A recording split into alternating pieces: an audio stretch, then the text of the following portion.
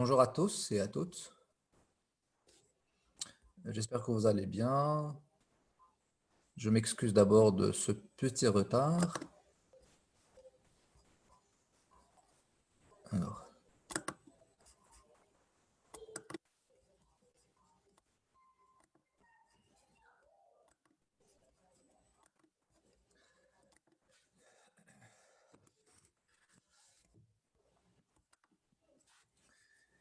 Alors, le travail d'aujourd'hui va s'articuler sur un texte de Sigmund Freud, un texte extrait de son livre le plus célèbre, en plus de l'introduction de son introduction à la psychanalyse. Ce livre est extrait, plutôt ce texte d'aujourd'hui est extrait du Malaise dans la civilisation, un livre publié par Freud en 1929, dans lequel il y a au niveau surtout de la page 39-40, il y a une très intéressante réflexion sur le désir comme le désir des individus au sein de la société. Alors, comme j'ai fait d'ailleurs hier avec le texte de Durkheim, c'est vrai, j'ai commencé mon cours avec des questions. Les questions fondamentales, principales auxquelles le texte répond. Et finalement, dans le texte de Freud, sur lequel d'ailleurs on va travailler ensemble aujourd'hui, il y a aussi réponse presque aux mêmes questions qu'on s'est posées d'ailleurs hier avec Durkheim. La société, c'est comme on a dit donc hier, la définition sociologique, c'est une masse d'individus. C'est un ensemble de sujets qui entretiennent des rapports intersubjectifs, interpersonnels, et ces rapports ont besoin d'une autorité qui les réglemente. C'est-à-dire on a besoin d'un ensemble de restrictions, on a besoin d'un ensemble de lois, on a besoin d'un ensemble de dispositifs qui sont capables de rendre possible la coexistence sociale. Donc la question à laquelle répond ce texte de Freud est la suivante. Comment est-ce qu'on va pouvoir concilier pour rendre possible la coexistence des sujets, la coexistence des individus, comment est-ce qu'on va concilier les désirs, sachant que chaque individu est ému par des désirs qui lui sont propres. Et parfois, c'est difficile de concilier l'inconciliable, puisqu'il y a des désirs qui sont inconciliables et qui s'opposent même, sont très divergents. Donc, comment on va concilier, comment on va conformer ces désirs pour rendre possible la coexistence sociale. Alors, je vous le dis tout de suite, déjà dans ce texte, ou ce texte de Freud va vous rappeler d'autres textes que vous avez certainement travaillés auparavant, des textes propres aux philosophes contractualistes. Pourquoi? Parce qu'il y a dans ce texte beaucoup de... il y a une terminologie qui nous renvoie à la philosophie politique. Quand je vous dis l'état de nature, l'état social, etc. Donc là, on est vraiment orienté vers une réflexion sur la société du point de vue de la philosophie politique moderne. La même terminologie, le même vocabulaire, les mêmes notions, on va les trouver dans ce texte de Freud, avec en plus une terminologie propre à la psychanalyse. C'est-à-dire, il y a des mots, il y a des notions qu'on va trouver dans le texte qui sont propres à la psychanalyse, par exemple, les pulsions, les instincts, les motions psychologiques. Donc, ce sont des notions qui sont fondamentalement des concepts propres à la réflexion, à la psychanalyse autant que sens humain. Voilà. Donc, je commence tout de suite d'abord par cette petite présentation du texte. Donc, Freud, déjà psychanalyste autrichien du 19e siècle, mort au 21e siècle.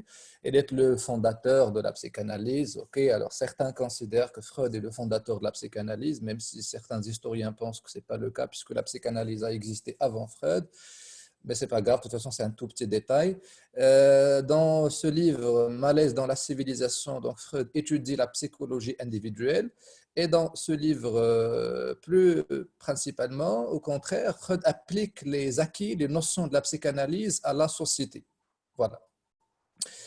Donc, je rappelle la question à laquelle d'ailleurs on va chercher des éléments de réponse dans ce texte. La question est la suivante. Comment est-ce qu'on va concilier les désirs individuels? Comment est-ce qu'on va parfois pouvoir réprimer certaines pulsions qui portent atteinte à l'équilibre social et qui peuvent même détruire l'ordre social dans lequel nous vivons, à savoir la société? Comment donc on va pouvoir réprimer les pulsions antisociales? C'est une question. Comment est-ce qu'on va pouvoir réprimer toutes les pulsions antisociales? Et comment on va concilier les désirs des individus, des sujets, afin de rendre possible la coexistence sociale? Voilà. Autrement dit, la société comme masse d'individus, parcourus, mus chacun par des désirs et parfois des désirs opposés, comment est-ce qu'on va pouvoir concilier toutes ces exigences psychologiques, ces désirs des sujets, des individus, afin que la société ne se transforme pas, comme le dit Hobbes, en cadre de guerre de tous contre tous, puisque même d'ailleurs Hobbes, et à chaque fois je vais faire référence à Hobbes dans le texte de Freud, parce qu'il y a beaucoup d'affinités, beaucoup de rapprochements qu'on pourrait faire. Donc comment éviter à ce que la société, une société dans laquelle les individus sont mus par des pulsions et par des désirs individuels, comment est-ce qu'on va pouvoir réprimer toutes ces pulsions qui s'opposent à l'organisation, qui s'opposent même à cet esprit de la communauté qui doit régner au sein de la société, afin que le vivre ensemble, la cohabitation et la coexistence soient possibles. Voilà. La réponse est dans ce texte d'ailleurs de Freud que je vais commencer à lire tout de suite.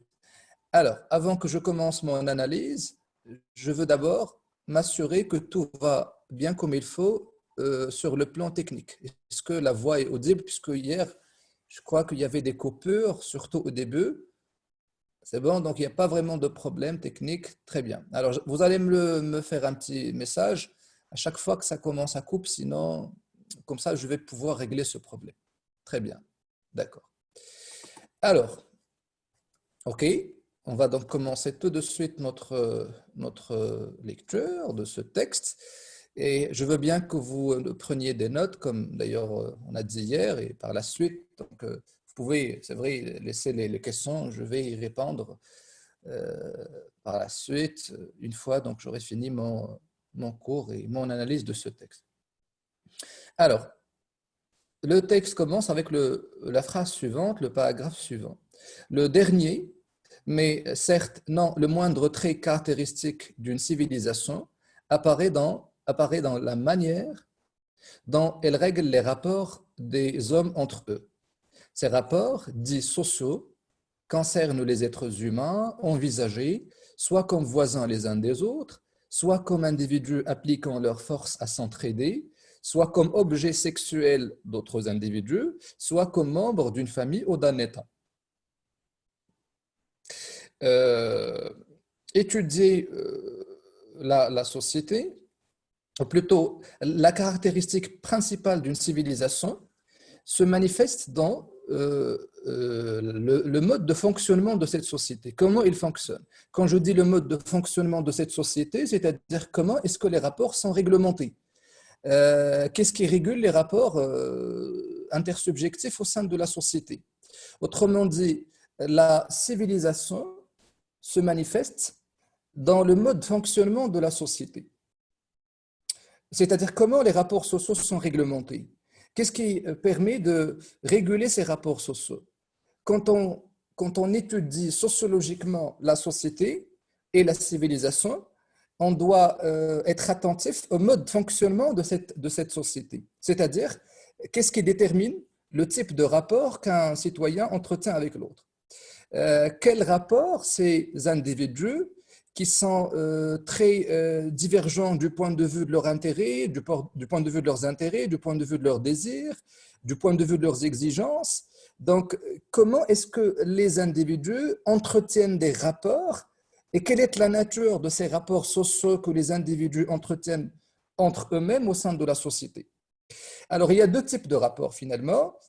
Il y a plusieurs types de rapports, mais la civilisation définit un type de rapport particulier. C'est-à-dire que vivre dans une civilisation, c'est avoir un type de rapport particulier qui renvoie à un mode de fonctionnement bien particulier de cette société civilisée. Voilà. Donc, je reprends.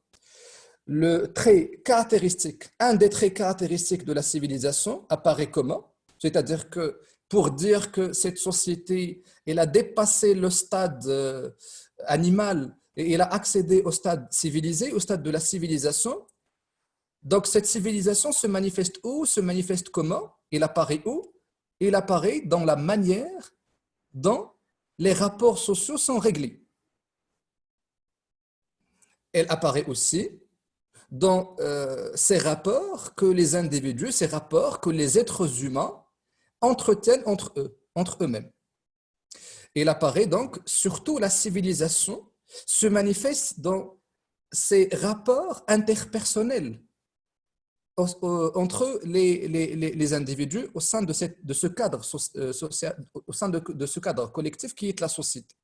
Quels rapports donc les hommes entretiennent entre eux-mêmes?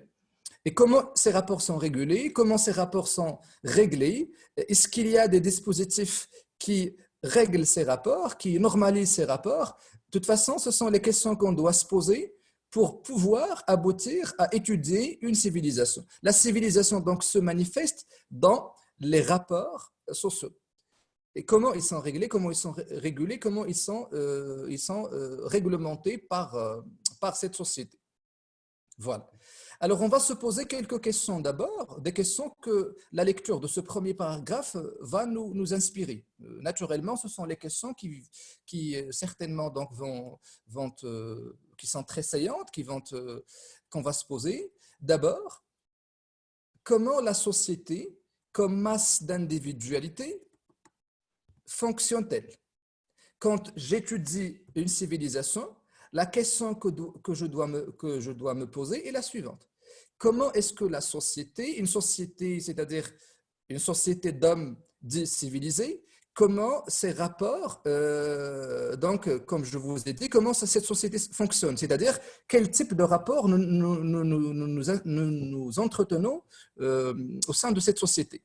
Les relations interpersonnelles, intersubjectives au sein de l'espace collectif qui est la société, comment elles sont réglementées? Comment est-il possible de faire coexister dans une société un ensemble d'individus mus par des désirs divergents, opposés et parfois inconciliables?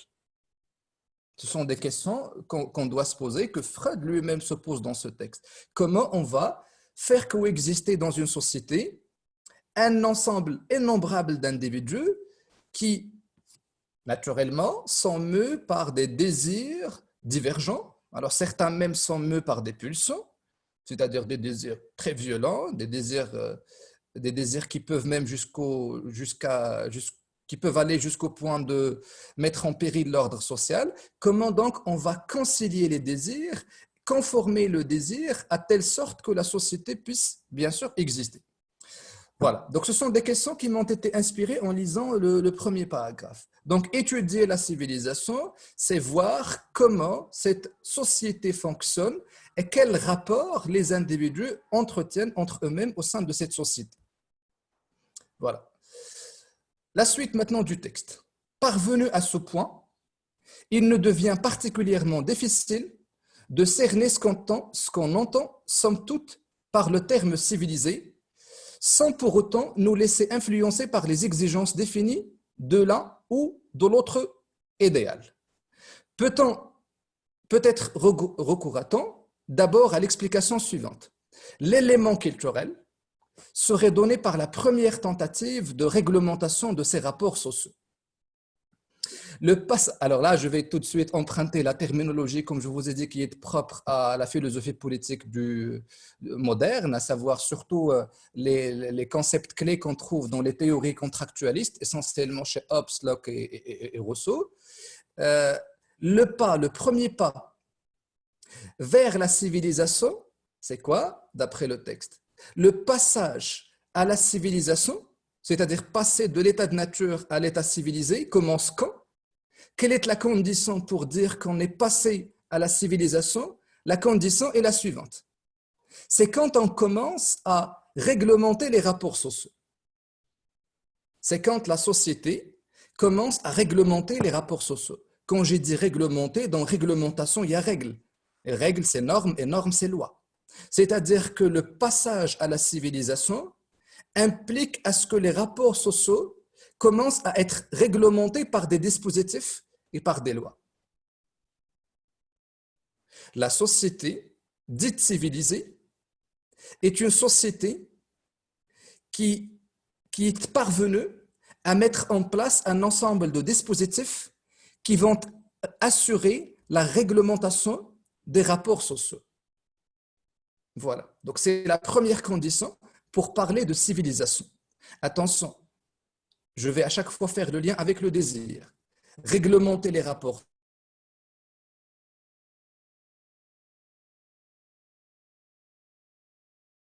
Quand on est mu par un désir et un désir violent, un désir pulsionnel, on risque quand même de porter atteinte à cette société et par conséquent, on transgresse toutes ces règles et toutes ces normes qui réglementent les rapports sociaux. Donc, la condition pour parler de civilisation, c'est la réglementation des rapports sociaux comme premier pas vers la civilisation. C'est ce que d'ailleurs j'ai noté dans ce paragraphe explicatif, dans ces phrases explicatives. Le passage à la civilisation, à l'état de culture, se manifeste dans la première tentative que les individus font pour réglementer les rapports sociaux qui les unissent dans la société. Le passage à la civilisation se manifeste comment? Il apparaît où? Il apparaît dans ce mode de fonctionnement social qui est réglementé, qui est régulé par des lois. Et quand je dis réglementé, ce que d'ailleurs je vous ai dit, c'est intervenir dans toutes les sphères de l'individu pour limiter tous les penchants et tous les désirs et toutes les pulsions qui risquent quand même de transformer la société en espace de guerre généralisée, comme le dit d'ailleurs Hobbes. Donc la civilisation se manifeste dans ce travail de réglementation et de normalisation des rapports sociaux, c'est-à-dire des rapports sociaux qui sont soumis, qui sont plutôt régulés par des lois et par un ensemble de normes et de règles.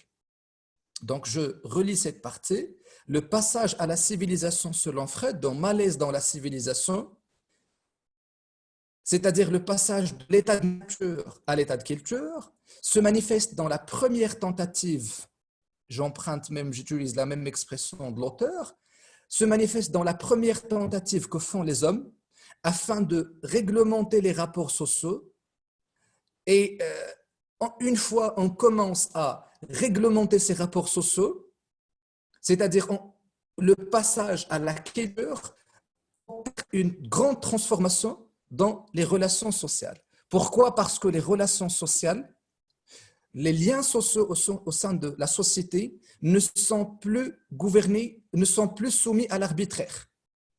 C'est-à-dire que nous vivons, quand on a commencé à mettre en place des règles, nous vivons dans une société réglementée où les relations humaines sont régulées par un ensemble de dispositifs, de restrictions et de lois qui vont rendre possible cette coexistence qui est toujours mise en péril et mise en danger, parfois par des pulsions, des désirs et des penchants associables. Voilà. Donc le passage à la civilisation apparaît dans cet effort, dans ce travail que font les individus afin de réglementer les rapports sociaux qui sont aussi des fois gouvernés par les désirs. Donc si un désir, par exemple, va me conduire, moi, autant qu'un membre de cette société, à instaurer, plutôt à porter atteinte à l'autre. Donc, ce rapport avec l'autre, c'est un rapport d'insociabilité. Donc, il va falloir à ce que ces rapports soient réglementés. OK, alors, pour que ce problème, ces coupures au niveau du sang ne se reproduisent pas, je vais tout de suite, vous allez m'excuser un tout petit moment.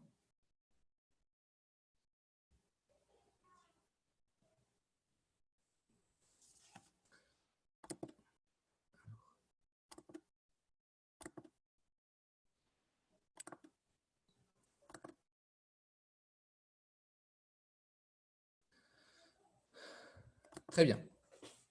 Ok, donc c'est très clair cette première partie.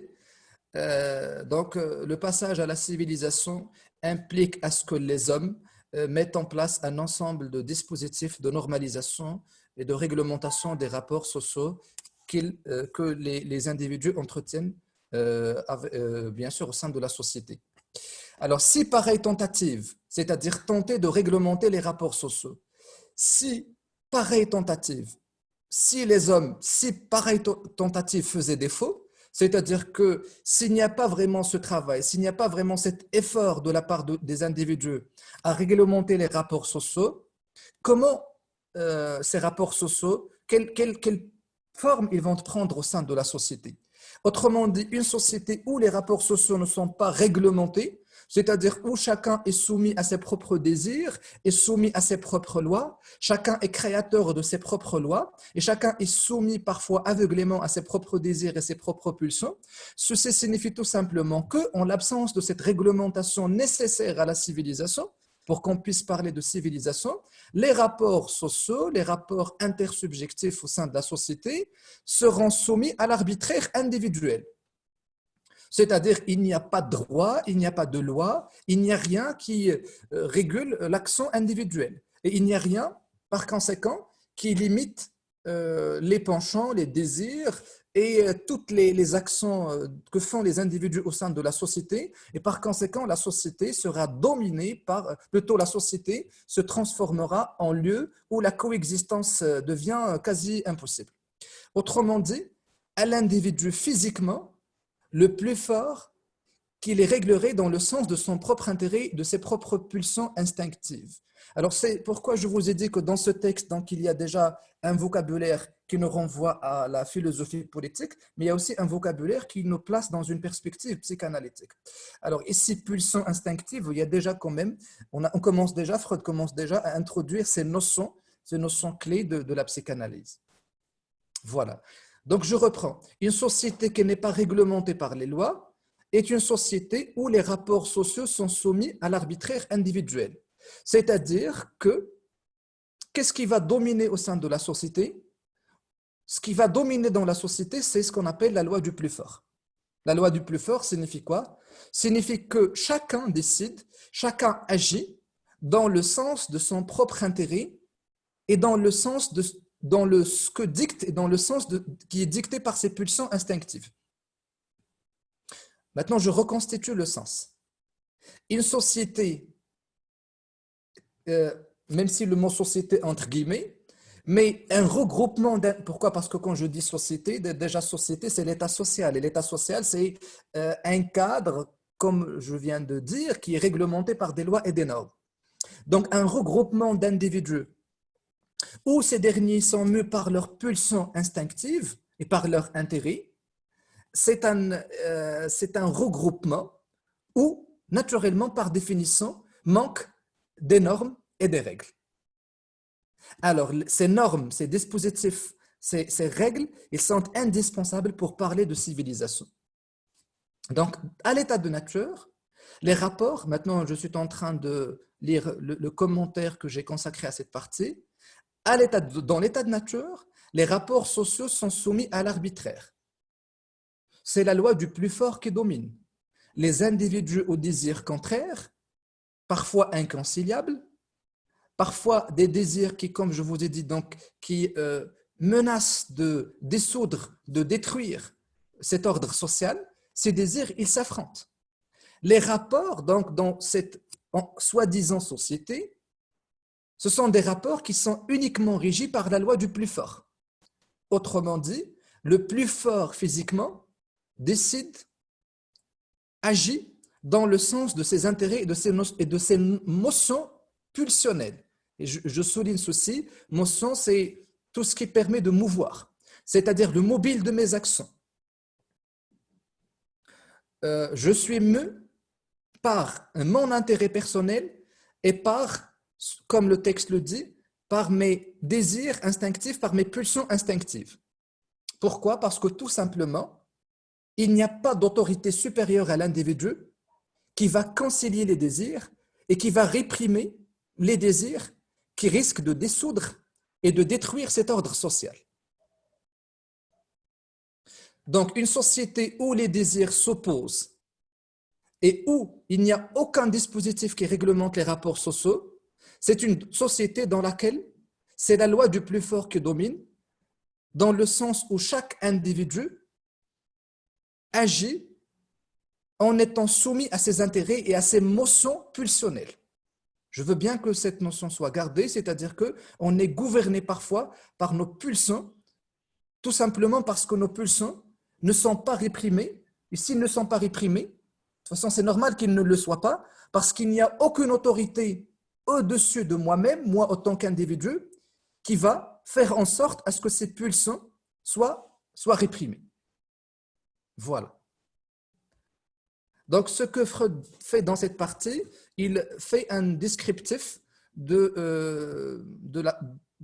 hommes, des individus, à l'état de nature, c'est-à-dire un état où il n'y a aucune autorité supérieure à l'individu qui régule les rapports sociaux en faisant à ce que toutes les pulsions et tous les désirs parfois et tous les penchants qui sont anti-sociaux, ces penchants, donc il n'y a aucune autorité pour les réprimer. Ok. Maintenant, on va s'acheminer petit à petit vers l'état social. Donc, ce que Freud décrit ici, c'est l'état de nature. La vie en commun, c'est-à-dire une communauté où vraiment les individus peuvent coexister paisiblement, pacifiquement, ne devient possible. Quelle est la condition?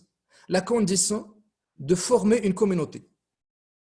La vie en commun ne devient possible que lorsqu'une pluralité d'individus, une masse d'individus, une communauté d'individus, parvient à former un groupement plus puissant que ne l'est lui-même chacun de ses membres. Donc la condition pour passer à la civilisation et pour empêcher à ce que la société ou le lien social soit fragilisé par les désirs et les pulsions égoïstes des individus, la condition, c'est la constitution d'une communauté, c'est-à-dire une pluralité d'individus qui vont former un corps unifié. Et on va voir pourquoi ceci est nécessaire. Donc, la vie en commun, c'est-à-dire vivre, coexister, de vivre ensemble, ne devient possible que lorsqu'une pluralité parvient à former un groupement plus puissant que ne l'est lui-même chacun de ses membres. C'est-à-dire qu'on doit constituer une communauté beaucoup plus puissante que l'individu. Alors vous allez certainement comprendre implicitement pourquoi. Parce que cette communauté qui est beaucoup plus puissante que l'individu, il va contraindre l'individu à renoncer à ses désirs égoïstes, à ses pulsions instinctives, afin de ne pas mettre en danger l'ordre social. Donc la vie en commun ne devient possible que lorsqu'une pluralité parvient à former un groupement plus puissant que ne l'est lui-même chacun de ses membres et à maintenir une forte cohésion en face de quoi? De tout individu pris en particulier. La puissance de cette communauté autant que droit. Donc là, cette communauté d'individus qui va se regrouper, il va former ce qu'on appelle le droit. C'est-à-dire quoi? C'est-à-dire une communauté qui défend un intérêt collectif. Par le moyen de quoi? Par le moyen de la loi. Donc, on va passer de la logique de la loi du plus fort à la logique du droit. Le passage de l'état de nature à l'état social, c'est le passage d'un mode de vie marqué par la domination de l'individu, c'est-à-dire celui qui est le plus fort, à un autre mode de vie qui consiste à ce que les hommes se regroupent pour former une communauté, et cette communauté, elle est là, il va réprimer tous les désirs individuels et il va concilier, parce que cette autorité collective qui est la communauté n'est pas ici seulement pour réprimer, elle est aussi là pour rendre conforme un désir individuel avec les exigences de la communauté. D'accord? Donc la puissance de cette communauté autant que droit s'oppose alors à celle de l'individu flétri du nom de force brutale. Et je veux bien que je m'arrête sur cette phrase. L'individu, c'est-à-dire celui dont les désirs ne sont pas régulés par la loi et qui agit en étant mu par ses propres pulsions, par son propre intérêt, c'est une force brutale. C'est-à-dire qu'il est capable de toutes les méchancetés, de toutes les violences, parce qu'il ne recule devant rien et parce qu'il n'y a rien qui limite son action et parce que son action, elle est toujours mue par un désir insatiable, par des désirs insatiables. Voilà. Donc la condition maintenant pour reconstituer le sens, la condition pour que la vie en commun soit possible, c'est-à-dire le vivre ensemble soit possible, la condition est la suivante. Les individus doivent se regrouper pour former un corps collectif, pour former une communauté. Cette communauté, il va agir au nom de la loi, afin de faire quoi? Afin de réguler, afin plutôt de limiter, de tempérer tous les désirs égoïstes de l'individu qui risquent de porter atteinte à l'autre. Donc voici le commentaire que je consacre à cette partie. Le passage de l'état à l'état de culture, c'est le passage de la logique de la loi du plus fort à la logique du droit.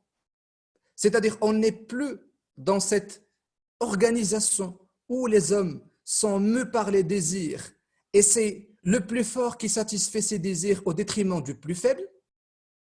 Non, on n'est plus donc dans cette configuration sociale, on n'est plus dans cet ordre social, on n'est plus dans cet ordre, on n'est plus dans cette organisation. Le passage à la culture, c'est le passage de la logique du plus fort à la logique du droit. Comment cela s'opère? Alors, une majorité réunie d'individus qui sera plus forte que chaque individu isolé, passage de la puissance physique de l'individu à la puissance de la communauté. C'est-à-dire que la puissance maintenant qui règne au sein de la société, c'est la puissance de la communauté qui agit légitimement, qui agit dans le cadre du droit afin de garantir toutes les conditions qui sont indispensables à la coexistence sociale. Autrement dit, quand cette communauté va se constituer, l'objectif pour lequel d'ailleurs il se constitue, c'est de rendre possible la coexistence sociale en réprimant tous les désirs et toutes les pulsions instinctives qui peuvent être éprouvées et qui sont le mobile d'une action individuelle.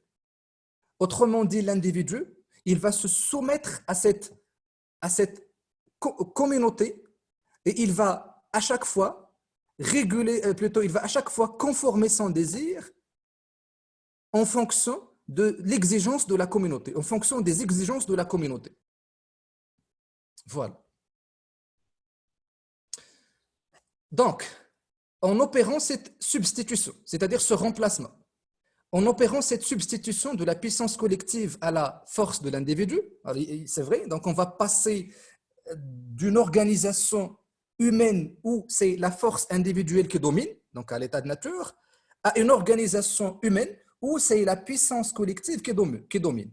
Et cette puissance collective, elle est là pour rendre possible la coexistence sociale.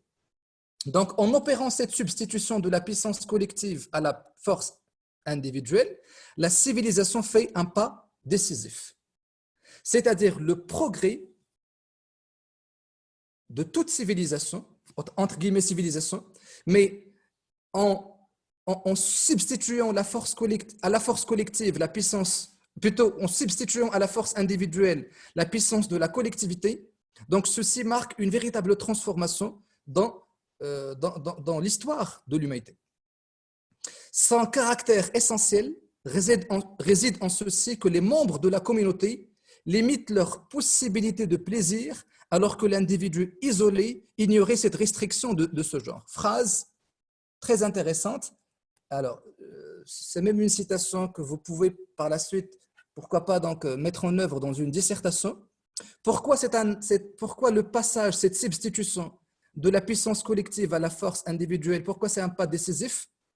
Parce que cette communauté, conformément au droit, parce que cette communauté qui limite les désirs, il agit dans le sens de ce qui est légal, dans le sens de ce qui est légitime, c'est-à-dire il agit dans le sens du droit. Donc, cette communauté va faire quoi? il va limiter toutes les possibilités de plaisir. C'est-à-dire que toutes les jouissances, tous les plaisirs que cherche l'individu, toutes les fins désirables, comme le dit d'ailleurs Durkheim hier, comme on a compris d'ailleurs avec Durkheim hier dans le texte, toutes les possibilités, toutes les jouissances que l'individu cherche, ils seront conformés aux exigences de la communauté. Autrement dit, si je suis ému par un désir qui s'oppose aux exigences et aux lois de la communauté, donc je dois réprimer ce désir parce que tout simplement, il est inconciliable avec, bien sûr, la loi et les exigences de la communauté. Autrement dit, en l'absence de cette puissance collective qui va agir dans le sens du droit, l'individu ne s'oppose, ne régule pas ses désirs parce qu'il n'y a aucune restriction qui pourrait limiter ses désirs. Autrement dit, à l'état de nature, il n'y a aucune restriction qui va empêcher à ce que l'individu désire ou à ce qu'il cherche à jouir. Donc, on a besoin de restrictions. Et ces restrictions, ce sont des lois. Ce sont, comme je vous ai dit, des règles, des normes, d'accord, des dispositifs de réglementation. Ces restrictions, il existe à l'état social. Autrement dit, à l'état de nature, il n'y a aucune restriction, aucune limitation au désir des individus. Mais à l'état social, l'état qui est marqué par l'existence d'une puissance collective qui agit et qui limite la force individuelle, les désirs, ils sont limités et par conséquent, c'est à travers cette limitation de désir que la cohabitation des individus au sein de la société devient possible. Donc, voici comment est-ce que j'ai reformulé le sens de cette partie. Cette communauté d'individus va instaurer des dispositifs, va mettre en place des dispositifs. Quand je dis dispositifs, donc c'est des lois, c'est des normes. Donc, va instaurer des dispositifs qui vont restreindre, qui vont limiter les désirs et les pulsions individuelles. Cette communauté d'individus va instaurer des dispositifs qui vont restreindre les désirs et les pulsions individuelles. L'individu, donc, dans ce cas, par soumission à l'ordre imposé par la collectivité, sera contraint de renoncer à son individualité. Alors, des fois, il y a, comme d'ailleurs je vous ai dit tout à l'heure, des fois, je dois réprimer des désirs et des pulsions. Des fois, je dois les concilier, les conformer aux exigences de la communauté. Donc, cette communauté d'individus qui agit conformément aux lois, c'est-à-dire dans le sens du droit, va imposer à l'individu de conformer ses désirs aux exigences collectives. Quand je dis conformer, conformer des fois, conformer c'est rendre compatible, mais si ce désir n'est pas conciliable, ne peut pas être concilié avec les exigences de la communauté, donc ce désir plutôt qui risque de porter atteinte à l'ordre social, c'est un désir dont le sujet doit se défaire. Voilà. Ainsi donc, la prochaine exigence culturelle est celle de la justice. Alors, c'est quelque chose de fondamental dans le texte. Parce que dans la société, on doit aussi agir de façon juste. Est-ce que la question qu'on doit se poser, est-ce que cette communauté qui réprime les désirs individuels, sinon qui demande à l'individu de conformer la société, est-ce que l'instauration de ce droit, c'est-à-dire de toutes ces lois, est-ce que vraiment signifie l'instauration de la justice? Freud nous dit pas toujours. Et vous allez voir donc l'argument. L'instauration du droit, c'est-à-dire une communauté d'individus, une majorité d'individus qui répriment quelques désirs individuels qui s'opposent à l'intérêt général, ceci donc, ça paraît très bien, mais parfois ce n'est pas très juste. C'est pourquoi donc cette société doit chercher encore plus de justice. Et c'est ce qu'on va comprendre d'ailleurs dans la suite. Ainsi donc, la prochaine exigence culturelle, c'est-à-dire que dans le passage à la culture qui est impliqué d'abord, comme on a dit, de réglementer les rapports sociaux, qui est impliqué à ce que je substitue à la force individuelle la puissance collective, qui est impliqué à ce que je réprime quelques désirs parce qu'ils ne sont pas conformes aux exigences de la société, il y a une autre exigence, c'est la justice. Cette communauté doit agir de façon qui est juste. Donc la prochaine exigence culturelle est celle de la justice. Soit l'assurance par l'ordre égal désormais établi ne sera jamais violée au profit d'un seul. C'est-à-dire que dans cet ordre social où c'est la collectivité qui réglemente les rapports sociaux et qui réprime certains désirs qui ne sont pas en compatibilité parfaite avec l'intérêt collectif, il ne faudrait pas quand même qu'il y ait des personnes, des individus qui sont exempts, c'est-à-dire qui sont au-dessus de cette loi. Et on va voir d'ailleurs ceci dans la suite. Nous nous prononcerons par suite sur la valeur éthique d'un tel droit. Poursuivant son évolution, la civilisation. Alors, je ne sais pas si vous remarquez, mais ce que nous propose ici Freud, c'est une généalogie de la civilisation, c'est-à-dire comment la civilisation se constitue, comment est-ce que la civilisation se développe, comment est-ce que la civilisation va d'abord mettre fin à l'état de nature, va libérer les individus de tout, ou va contraindre plutôt les individus à se libérer des désirs et des penchants qui sont associables, et comment cette civilisation, en se développant, va se développer jusqu'au point d'agir dans le sens d'une justice parfaite et absolue. Donc, poursuivant son évolution, la civilisation semble alors s'engager dans une voie où il tend à ne plus faire du droit l'expression de la volonté d'une petite communauté. C'est-à-dire que cette communauté qui s'est constituée, il ne va pas falloir à ce que la loi, donc le droit, il ne va pas falloir à ce que ceci lui soit profitable. Alors, les questions, OK. Les questions, vous pouvez écrire les questions, Fatem Zahra, et je vais y répondre. D'accord? Autrement dit, alors, j'essaierai de trouver D'accord. OK. Il ne faudrait pas que cette communauté d'individus réprime quelques désirs et agir de sorte à ce que quelques individus soient exempts. Autrement dit, il ne faudrait pas que cette communauté fasse du droit quelque chose qui lui soit profitable. Poursuivant son évolution, la civilisation semble alors s'engager dans une voie où elle tend à ne plus faire du droit l'expression de la volonté d'une petite communauté. Il ne faudrait pas que le droit soit l'expression de la volonté de cette communauté. Il ne faudrait pas, autrement dit, que toutes ces lois que nous avons mises en place dans cette société, il ne faudrait pas que ces lois soient seulement profitables à une minorité au sein de la société. Celle-ci se comportant à son tour à l'égard d'autres masses de même genre, mais éventuellement plus nombreuses, comme un individu prêt à recourir à la force brutale. C'est-à-dire, j'essaie d'expliquer parce que c'est très simple, si cette communauté agit, ou plutôt transforme le droit en expression de sa propre volonté, elle va, elle aussi, cette communauté, exercer une sorte de violence à l'égard des autres. Autrement dit, il ne faudrait pas que cette communauté tolère à ce que les désirs des individus qui composent cette communauté soient satisfaits, alors que ceux qui ne font pas partie de cette communauté, leurs désirs, ils sont réformés.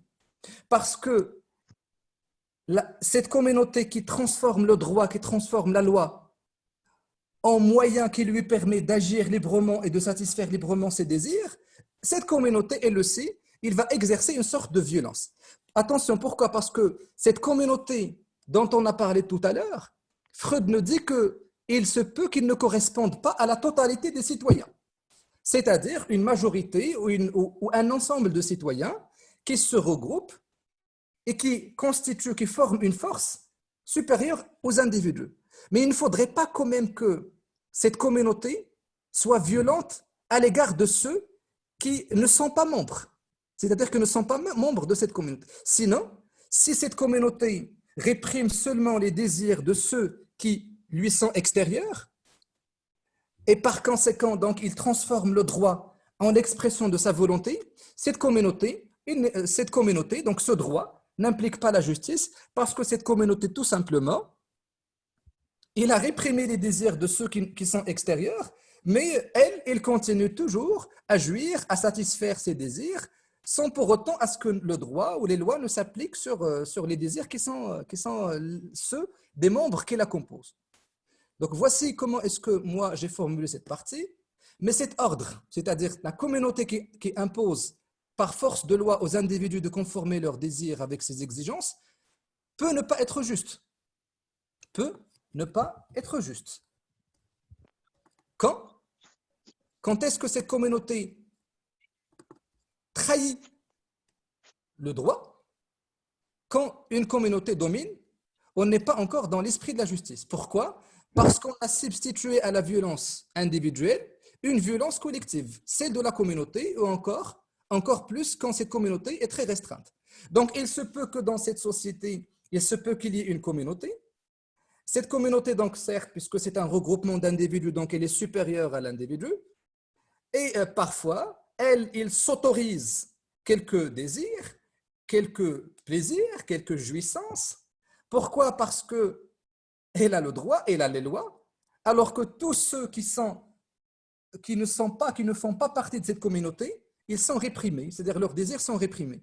Donc, si la communauté procède de cette façon, cette communauté n'est pas juste. C'est-à-dire qu'on est encore loin de ce que c'est que la justice. Vous allez certainement répondre à une question très simple. Donc, pour que cette communauté soit juste, pour que cette communauté vraiment gouverne et limite les désirs de façon juste, quelle est la condition? On va voir d'ailleurs dans la suite. Le résultat final doit être l'édification d'un droit auquel tous, ou du moins tous les membres susceptibles d'adhérer à la communauté aient contribué en sacrifiant leurs impulsions instinctives personnelles. La condition pour qu'au sein de la société, la justice soit instaurée et pour que l'instauration du droit, des lois, soit celle aussi de la justice est la suivante. Il va falloir à ce que dans cette société, tous les individus fassent partie de cette communauté, c'est-à-dire adhèrent à cette communauté, dans le sens où tous les individus au sein de la société doivent sacrifier toutes les impulsions instinctives personnelles, de sorte à ce que personne ne puisse avoir un privilège par rapport aux autres. Nous devons tous, selon Freud, afin de mettre en place un ordre social juste, nous devons tous nous sacrifier tous les désirs, toutes les impulsions instinctives personnelles. Autrement dit, une société où la loi est appliquée seulement sur des individus et n'est pas appliquée sur d'autres, c'est-à-dire que des individus ont le droit et la liberté de satisfaire des désirs alors que d'autres en soient privés, ceci ne fait pas une société juste. La société juste, c'est cette société qui a mis fin à l'état de nature, c'est cette société qui a imposé des règles, le droit et qui a imposé des lois et des normes, mais c'est surtout une société où les individus vont sacrifier toutes les impulsions instinctives, les désirs personnels, afin que la justice soit instaurée et afin que la coexistence sociale se réalise dans une société où vraiment c'est la justice qui règne. Donc, et contribuer en sacrifiant leurs impulsions instinctives personnelles et qui, d'autre part, ne laissent aucun d'eux devenir la victime de la force brutale, à l'exception de ceux qui y ont adhéré. C'est-à-dire que personne ne doit désirer, ne doit satisfaire ses impulsions instinctives dans cet ordre, si vraiment nous voulions que cet ordre soit un ordre juste. Alors, je vais voir les questions tout de suite, comme ça je verrai si c'est en rapport avec les parties qu'on a lues.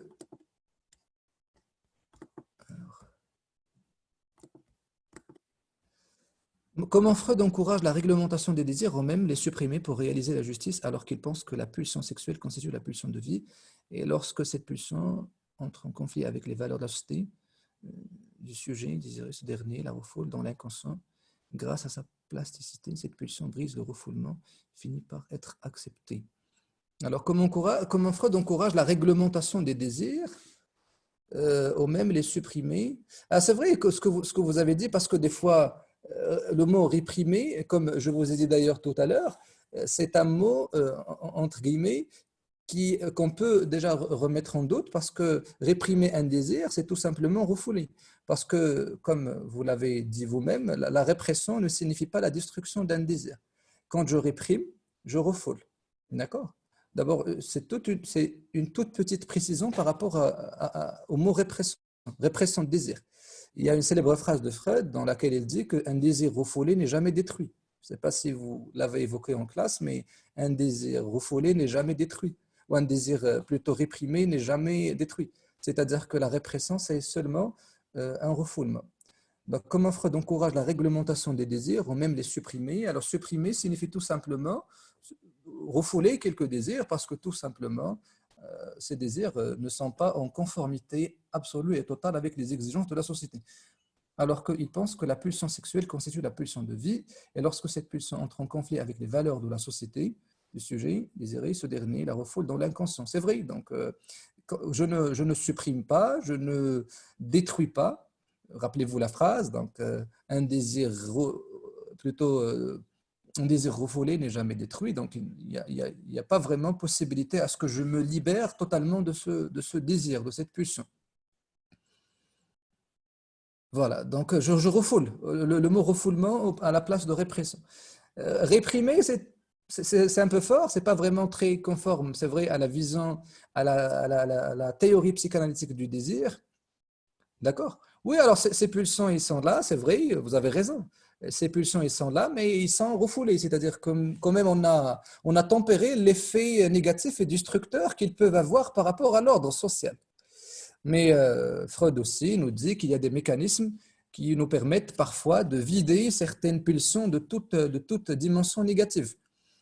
Vous avez certainement parlé du mécanisme de la sublimation. Donc il faut sublimer, refouler, d'accord, tempérer, afin que le désir et les pulsions que nous ressentons ne soient pas en inconformité avec les exigences de la société. Ok, alors on va voir, mais par la suite, c'est vrai, alors s'il y a dans le texte quelque chose qui va dans le sens de la question, on va bien sûr à chaque fois le rappeler. Ok, donc maintenant on arrive à la phrase suivante. Donc le résultat, comme j'ai dit, on a déjà lu ce paragraphe. Maintenant, voici le commentaire que j'ai consacré à cela. On ne peut instaurer le droit sans instaurer la justice. C'est vrai. Alors, des fois, on peut instaurer le droit, on peut mettre en place des lois, mais comme je vous ai dit, ces lois peuvent, des fois, comme Freud le dit, peuvent être seulement l'expression de la volonté d'une minorité ou d'une communauté qui n'englobe pas la totalité des citoyens. Quand le droit est l'expression de la volonté d'une petite communauté qui impose ses désirs en réprimant ceux des individus qui sont extérieurs à elle. Donc, le droit ne correspond pas à la justice, ou le droit, les lois ne sont pas justes quand le droit devient l'expression de la volonté d'une petite communauté qui impose ses désirs en réprimant ceux des individus qui sont extérieurs à elle.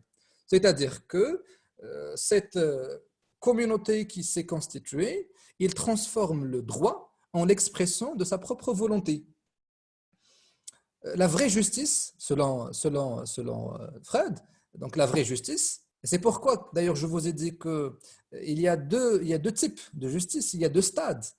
Il y a une justice à l'état inférieur et il y a une justice à l'état supérieur. La justice, c'est la justice, le premier stade de la justice, c'est quand les individus, plutôt quand cette communauté réprime ou contraint certains individus à renoncer à leurs désirs, alors qu'elle a la liberté de désirer parce que de toute façon, la loi ne s'applique pas sur ses propres désirs. Mais la vraie justice, le stade supérieur, la justice au niveau le plus supérieur est la suivante. La vraie justice consiste à ce qu'une quantité maximale Pourquoi on a dit quantité maximale et on n'a pas dit l'ensemble de la communauté? Parce qu'il y a toujours des individus qui trouvent que leur désir ou qui trouvent que les lois, le droit est liberticide. C'est-à-dire que les lois qui sont mises en place, ils s'opposent à la libre satisfaction de leurs désirs. Donc la vraie justice consiste à ce qu'une quantité maximale d'individus soit intégrée au droit, c'est-à-dire consentent, acceptent ensemble la restriction de leur pulsion antisociale. La vraie justice consiste à ce qu'une quantité maximale d'individus renoncent à leurs désirs égoïstes et à leurs pulsions antisociales afin de les conformer avec les exigences de la société. L'exigence de justice, donc, consiste en ce que la répression pulsionnelle est imposée à tous de la même manière. Voilà. Donc la justice, c'est que il ne faudrait pas qu'il y ait des privilégiés au sein de la société. Il ne faudrait pas qu'il y ait des individus qui puissent désirer librement parce que la loi ne les contraint pas à renoncer à leurs désirs. Il faudrait que la répression pulsionnelle, c'est-à-dire des désirs violents, des désirs destructeurs, des désirs qui sont vraiment très nuisibles du point de vue social, il va falloir à ce qu'ils soient imposés à tous de la même façon. Voilà. Alors, on s'achemine vers quelque chose de vraiment très intéressant dans le texte. La liberté individuelle n'est donc nullement un produit culturel. La liberté, ce n'est pas quelque chose qui est propre à la culture. C'est-à-dire que l'homme n'est pas libre à l'état de culture. L'homme n'est pas libre, mais il peut l'être à l'état de culture. Mais une liberté, c'est-à-dire une satisfaction libre des désirs qui s'oppose aux exigences fondamentales de la communauté, alors cette liberté, bien sûr, il va falloir à ce qu'on y renonce. C'est avant toute civilisation qu'elle était la plus grande. Avant la civilisation, la liberté de l'homme était très grande. Mais attention, c'est une liberté qui était très grande, mais moralement, éthiquement, elle est condamnable. Dans quel sens? Dans le sens où l'individu, au nom de la liberté, désire librement et sans que son désir ne recule devant rien, mais cette liberté dont elle jouit, c'est-à-dire cette libre satisfaction de ses pulsions et de ses désirs, donc c'est quelque chose qui entrave, qui détruit plutôt, qui risque de détruire l'ordre social. Donc c'est avant toute civilisation qu'elle était la plus grande, mais aussi sans valeur le plus souvent, car l'individu n'était guère en état de la défendre. Oui, c'est vrai, donc c'est un paradoxe. À l'état de nature, on était libre, mais on n'avait pas la certitude que cette liberté soit défendue. Et on est incapable de la défendre. Pourquoi? Parce que, OK, le plus fort à l'état de nature, le plus fort, et là la liberté de désirer sans fin et sans limite. Pourquoi? Parce que c'est la loi du plus fort qui domine, et donc lui, il est fort, donc il peut désirer. Mais il y aura toujours quelqu'un de plus fort que lui. C'est-à-dire que sa liberté, son désir, la liberté de désirer, c'est quelque chose qui n'est pas protégé. Il ne peut pas, des fois, défendre sa liberté parce qu'il y aura toujours quelqu'un de plus fort que lui qui va le priver de cette liberté dont il jouit. D'accord? La liberté existe même à l'état de nature. Si la liberté consiste à disposer pleinement de ses désirs, il se trouve qu'en l'absence d'une autorité supérieure aux individus, ces derniers s'aliènent et se privent de leur liberté. C'est-à-dire que dans cette société, plutôt à l'état de nature, dans l'état de nature, on est libre et on désire librement, mais ces désirs, on n'a pas vraiment la certitude d'être capable toujours de la défendre. Pourquoi? Parce qu'il y a toujours la possibilité à ce que je me prive de cette liberté qui est la valeur fondamentale qui correspond bien sûr à ma nature, qui correspond à ma nature d'être humain. OK. Alors, la suite. Le développement. On n'a pas encore fini puisque Freud donc dit par la suite quelque chose de fondamental. Le développement de la civilisation lui impose des restrictions. C'est-à-dire que le passage à la civilisation impose à l'être humain des restrictions. C'est-à-dire impose à ce que l'être humain renonce à certains désirs et se libère de certaines pulsions. Le développement de la civilisation lui impose des restrictions. Et la justice exige que ces restrictions ne soient épargnées à personne. C'est ce que d'ailleurs on a dit tout à l'heure. Il va falloir à ce que la limitation des désirs, il va falloir à ce que Comme on a d'ailleurs écrit ici dans cette partie, il va falloir à ce que la répression pulsionnelle soit imposée à tous de la même façon. Personne n'est exempt, personne n'est au-dessus de ces lois. D'accord? Donc, le développement de la civilisation lui impose des restrictions et la justice exige que ces restrictions ne soient épargnées à personne. Quand une communauté humaine sent s'agiter en elle une poussée de liberté, cela peut répondre à un mouvement de révolte contre une injustice patente. Une injustice patente, devenir ainsi favorable à un nouveau progrès culturel et demeurer compatible avec lui. C'est très intéressant cette partie et je vous demande d'être vraiment très attentif. Alors, dans ces sociétés qui sont réglementées par des lois, c'est-à-dire il y a beaucoup de restrictions, et dans cette société qui a atteint quand même un niveau très avancé dans son développement, cette civilisation assez développée, pourquoi assez développée? Parce qu'il y a déjà la justice, parce que personne n'est au-dessus de la loi, parce que tous les individus, donc ils acceptent de soumettre leurs désirs à la loi. Il y a parfois certains individus qui se révoltent contre une certaine injustice, c'est-à-dire qui refusent la civilisation, qui n'acceptent pas de se plier aux lois, qui n'acceptent pas de se plier à ces règles. Maintenant, cette révolte contre l'injustice, comment elle est interprétée par Freud? Je relis la phrase. Quand une communauté humaine sent s'agiter en elle une poussée de liberté, c'est-à-dire que quand certains individus s'agitent, se révoltent au nom de la liberté, parce qu'ils cherchent plus de liberté, parce qu'ils cherchent plus de liberté dans le désir, cela peut répondre à un mouvement de révolte contre une injustice patente, devenir ainsi favorable à un nouveau progrès culturel et demeurer compatible avec lui.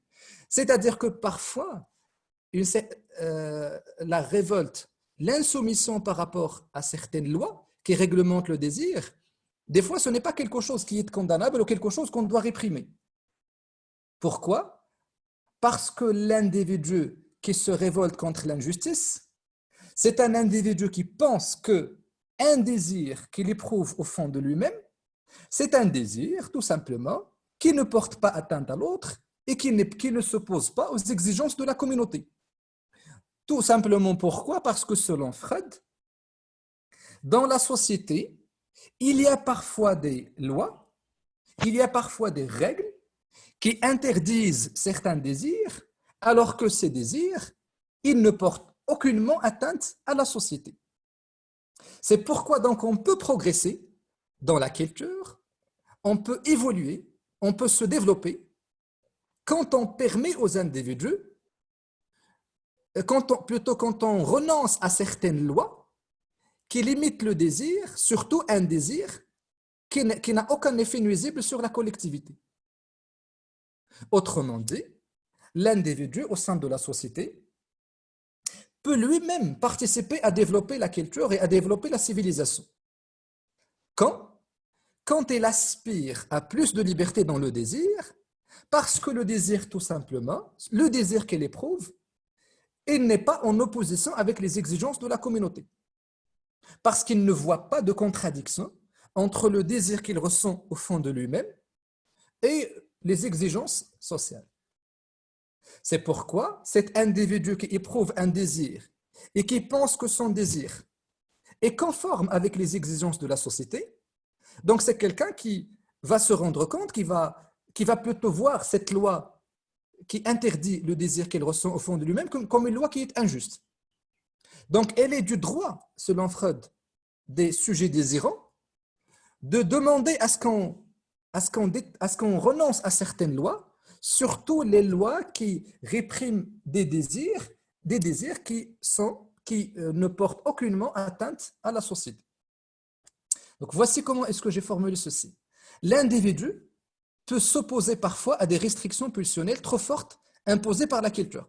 C'est-à-dire quand il y a trop de lois, quand il y a trop d'entraves, quand il y a trop de normes, trop de dispositifs qui limitent le désir. Je vais faire une petite régression, plutôt, non pas régression, mais digression, par rapport à quelques événements, un événement marquant dans l'histoire de la France que peut-être à propos duquel vous avez déjà lu, ce sont les événements de mai 68 en France. les événements de mai 1968. C'est une date marquante dans l'histoire de la France moderne parce que cette date correspond à des manifestations sociales qui ont commencé d'abord dans le cadre des universités. Des jeunes, des jeunes surtout qui aspirent à la liberté et qui pensent que la loi, il y a trop de lois, c'est-à-dire il y a trop d'interdits au sein de la société. Et les interdits sont très, c'est-à-dire il y a trop d'interdits répressifs. C'est pourquoi le slogan d'ailleurs de ces jeunes était très révélateur et très signifiant. Ces jeunes sont sortis manifester avec le slogan suivant: il est interdit d'interdire.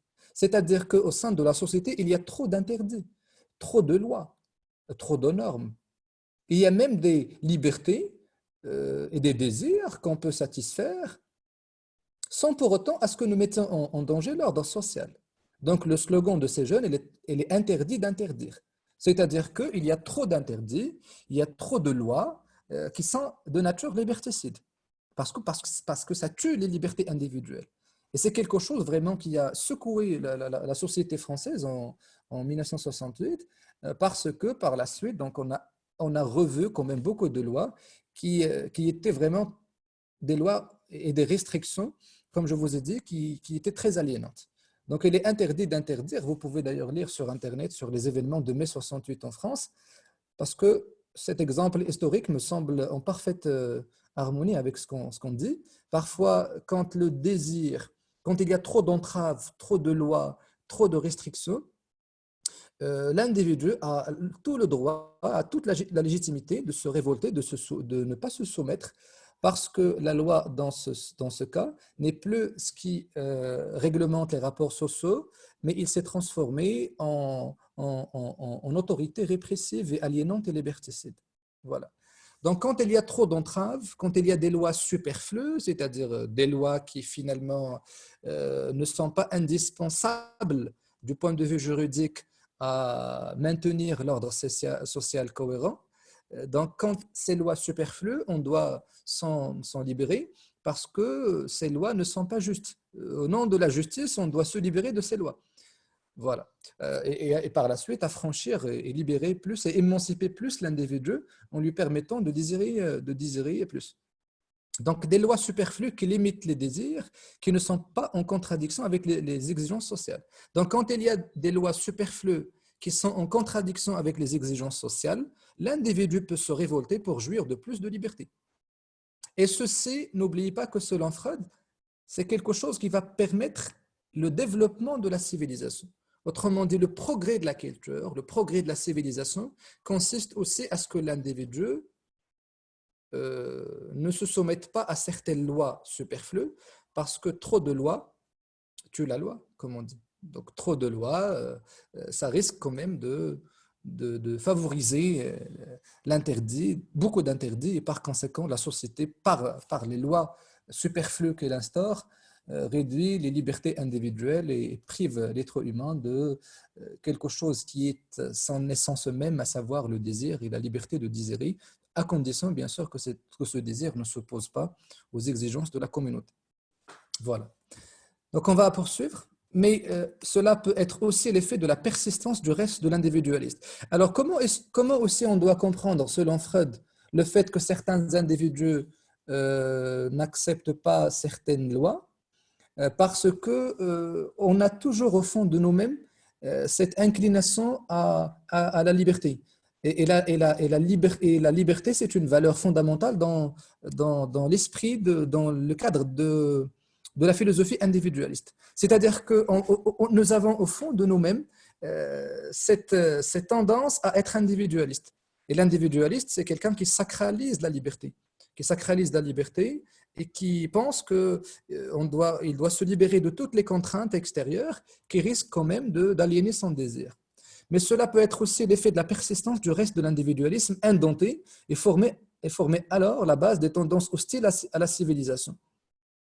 C'est vrai, alors l'individualisme, c'est l'idée que l'individu doit se libérer quand même de toutes les chaînes et de toutes les autorités aliénantes. Et c'est pourquoi des tendances individualistes, des fois, sont hostiles à la civilisation. Parce que la civilisation, c'est la culture, c'est la loi, c'est la règle. D'accord? Mais l'individualiste, c'est que les individus. Il y a même ce qu'on appelle l'individualiste anarchiste, c'est-à-dire un individualisme qui s'oppose au pouvoir, parce que le pouvoir est limitateur de liberté. D'accord? Donc la poussée de liberté se dirige de ce fait contre certaines formes ou certaines exigences culturelles, ou bien même contre la civilisation. Alors il y a certains individus qui, parfois, qui vivent dans des sociétés où il y a trop de lois, sociétés réglementées par des lois et surtout des lois superflues. Donc il y a certains individus qui deviennent anti-civilisation, c'est-à-dire qu'ils commencent à éprouver une certaine hostilité à l'égard de la civilisation parce que la civilisation devient ce qui entrave, ce qui étouffe l'individu. L'homme sera toujours enclin à défendre son droit à la liberté individuelle. C'est quelque chose qui est naturel. Les hommes défendent naturellement le droit à la liberté individuelle contre la volonté de la masse. Un bon nombre de luttes au sein de l'humanité se livrent et se concentrent autour d'une tâche unique. Alors, on s'achemine vers ce qui est le plus intéressant dans le texte. Quelle est la vraie civilisation? Quelle est la vraie culture? Pourquoi? Parce que déjà, il y a deux tendances contradictoires et paradoxales. Il y a d'une part des individus, des sujets désirants qui aspirent à la liberté et qui veulent satisfaire le maximum possible de désirs à condition que ces désirs ne s'opposent pas à la société. Mais il y a aussi la société, la civilisation qui mettent en place des règles qui réglementent le désir et qui régulent le désir et qui limitent le désir. Quelle est la société civilisée parfaite, selon Freud?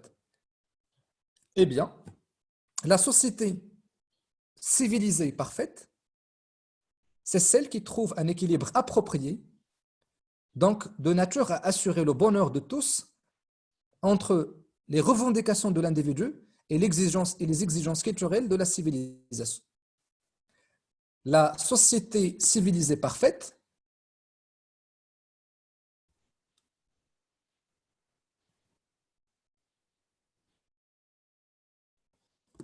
voilà. Donc, la civilisation, la société civilisée parfaite est bien celle qui trouve un équilibre parfait, approprié entre quoi et quoi?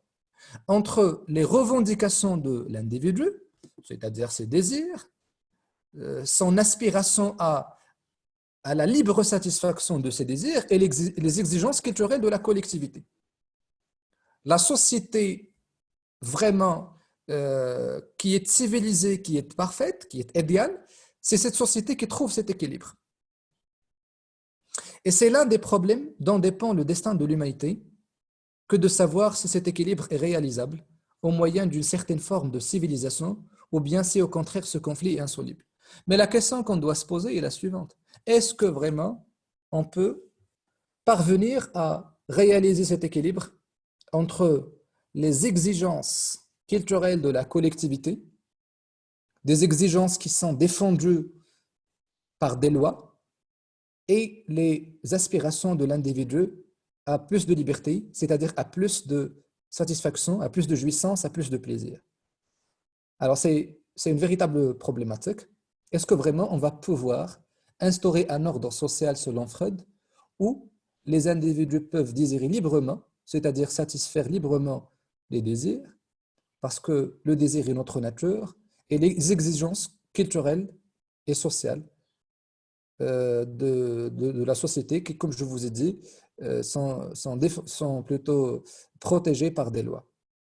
Et Freud finit d'ailleurs le texte par dire que, par se poser une question, parce que parfois c'est très difficile quand même de concilier cela. Cet équilibre est réalisable au moyen d'une certaine... Alors et c'est l'un des problèmes dont dépend le destin de l'humanité, que de savoir si cet équilibre est réalisable au moyen d'une certaine forme de civilisation ou bien au contraire ce conflit est insoluble. Est-ce que vraiment il y a une société, une civilisation où on peut à la fois garantir l'ordre social, garantir la coexistence, tout en permettant aux citoyens d'être libres dans leurs désirs, c'est-à-dire en leur garantissant le droit de désirer, de satisfaire le maximum possible de désirs. Donc, le texte finit sur cette problématique, parce que c'est en soi-même une problématique, à mon sens, que je trouve qui est très pertinente et on espère vraiment qu'on se pose des questions de ce type dans les dissertations. Est-ce que vraiment c'est possible de trouver cet équilibre entre les exigences culturelles de la collectivité et les désirs individuels? Alors, j'ai résumé cette dernière partie dans les mots suivants, dans la phrase suivante. La culture est quoi? La civilisation est quoi? Eh bien, selon Freud, c'est très simple. La culture, c'est la difficile conciliation. C'est une conciliation qui est très difficile.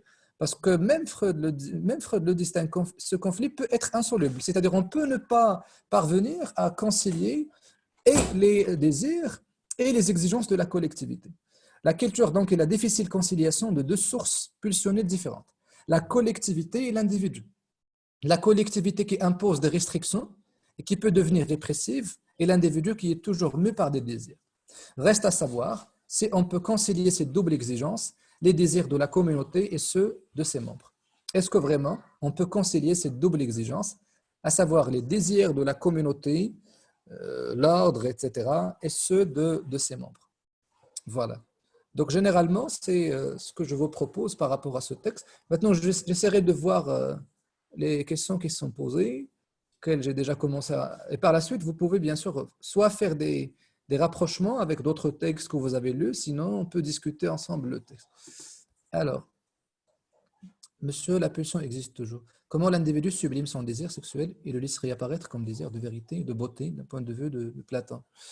Alors, Platon, le désir, le vrai, c'est le désir qui consiste à ce que je me détache du sensible vers l'intelligible. Je crois que vous avez déjà travaillé sur Platon. Le désir, surtout dans le Banquet, Platon qui nous dit que oui, le désir peut porter sur des objets matériels, mais si on arrive à effectuer cette transcendance, ce détachement du sensible vers l'intelligible, on va sublimer notre désir. D'accord? C'est-à-dire que, je ne sais pas si vous vous rappelez dans le Banquet, quand Platon nous dit que d'abord on commence par aimer un corps, c'est-à-dire un objet sensible, et par la suite le corps, on va aimer l'idée de la beauté, et par la suite on va aimer la beauté en elle-même, c'est-à-dire qu'il y a un mouvement, il y a une transcendance, on doit transcender le monde sensible vers le monde intelligible. D'accord, on va partir d'abord d'un désir qui porte sur des objets sensibles et par la suite, on doit effectuer cette transcendance, ce détachement par rapport au monde sensible pour aimer les choses en soi, c'est-à-dire la vérité, la beauté, etc. Mais tout ceci s'inscrit bien sûr dans le cadre de la vision dualiste, dans le dualisme platonicien entre le sensible et l'intelligible. Mais aimer dans le monde sensible n'est qu'un déclic, n'est qu'un premier pas qui doit conduire le sujet désirant à aimer les choses en soi-même, c'est-à-dire dans le monde sensible, dans le monde plutôt intelligible. Monsieur, merci de me faire des vidéos sur votre vie. Ça nous... Oui, alors, j'ai commencé, je crois, hier, j'ai déjà publié le cours qu'on a fait sur Durkheim, je l'ai fait. Je l'ai publié d'ailleurs sur YouTube. Je pourrais aussi donc publier ce cours aussi. Est-ce qu'il y a des questions par rapport à ce texte?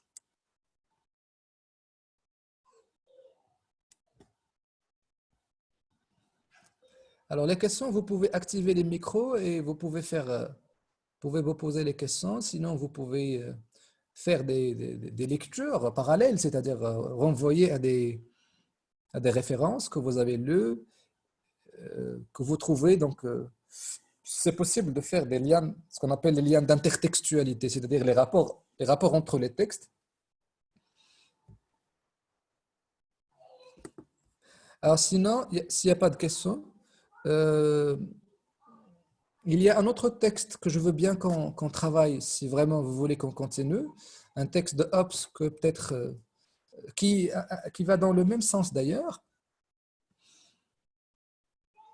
Alors, un texte de Hobbes que peut-être certains parmi vous ont déjà lu. Ce texte dans lequel Hobbes nous dit que la chose que l'homme désire le plus, c'est le pouvoir. Je ne sais pas si vous l'avez déjà lu. Au rang de tous les désirs, je place au rang de tous les désirs un désir inquiet et incessant d'acquérir pouvoir après pouvoir. Donc, je vais tout de suite afficher le texte et on va le lire.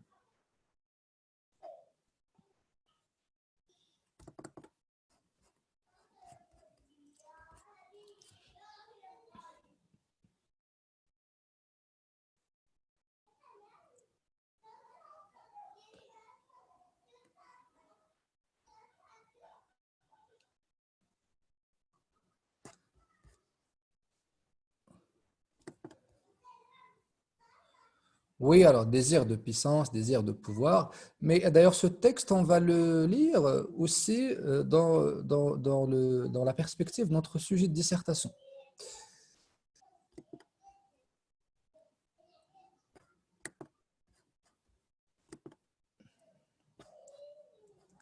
Est-ce que vous avez maintenant le texte? Est-ce que ça s'affiche, ce texte de Hobbes?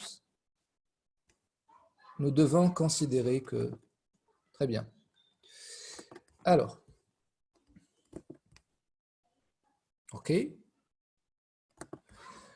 C'est un texte de Thomas Hobbes et ça tombe bien le fait de lire le texte de Freud en rapport aussi avec le texte de Hobbes, puisque comme je vous ai dit, il y a beaucoup dans le texte de Freud, il y a beaucoup d'idées qui nous renvoient bien sûr à la philosophie politique de Hobbes. Alors, je commence tout de suite par... c'est un texte aussi que vous allez certainement pouvoir mettre en œuvre dans la dissertation sur la société, le désir et la société. Alors, Hobbes dit dans le Léviathan, l'œuvre majeure, nous devons considérer que la félicité en cette vie ne consiste pas dans le repos d'une âme satisfaite. Félicité, c'est-à-dire bonheur, même si le mot félicité donc, a un sens religieux, la félicité, donc c'est un mot qui a une connotation religieuse et qui signifie dans la terminologie chrétienne le bonheur constant que les bienheureux dont les bienheureux vont jouir au paradis, auprès de Dieu. Mais ici, on va prendre félicité dans le sens de bonheur et constant. Nous devons donc considérer que la félicité en cette vie ne consiste pas dans le repos d'une âme satisfaite. Qu'est-ce que cela signifie? Cela signifie, selon Hobbes, que le bonheur ne consiste pas dans le repos d'une âme satisfaite. Qu'est-ce que ça signifie, le repos d'une âme satisfaite? Une âme satisfaite, c'est une âme qui ne désire plus rien. C'est-à-dire qui a déjà atteint cette satiété. C'est-à-dire qu'il n'en a plus, il ne désire plus rien. Ça vous rappelle déjà, bien sûr, puisque vous avez posé tout à l'heure la conception, vous avez posé la question sur Platon. Platon nous dit que l'âme est toujours troublée par le désir, mais si on se contente, même Épicure et Platon, mais quand on se contente, quand on satisfait quelques désirs et quand on se contente des désirs qu'on a satisfaits, on peut être heureux, on peut atteindre le souverain bien. C'est-à-dire que la fin ultime, c'est le bonheur. Et ce bonheur consiste à ce que je puisse satisfaire quelques désirs et à ce que je ne désire plus rien. C'est-à-dire qu'il y a une fin ultime. La fin ultime, c'est le souverain bien. Et le souverain bien, je dois désirer un ensemble, je dois désirer quelques objets et puis je dois cesser de désirer. Je ne sais pas si, parce que hier j'ai fait le renvoi à la métaphore du tonneau plein et du tonneau percé. Dans le Gorgias, donc il y a Calliclès et il y a Socrate. Alors Socrate, Calliclès, donc c'est le personnage, elle est l'incarnation de la philosophie hédoniste. Calliclès nous dit qu'on peut être heureux, non plutôt c'est Socrate bien sûr, pour convaincre Calliclès, dit qu'on peut être heureux quand on satisfait un ensemble de désirs et quand on cesse de désirer. L'image du tonneau plein, c'est-à-dire qu'on peut satisfaire notre corps, on peut se satisfaire et puis il n'y a aucune autre satisfaction à chercher. Et c'est le mode de vie de quelqu'un qui modère ses désirs.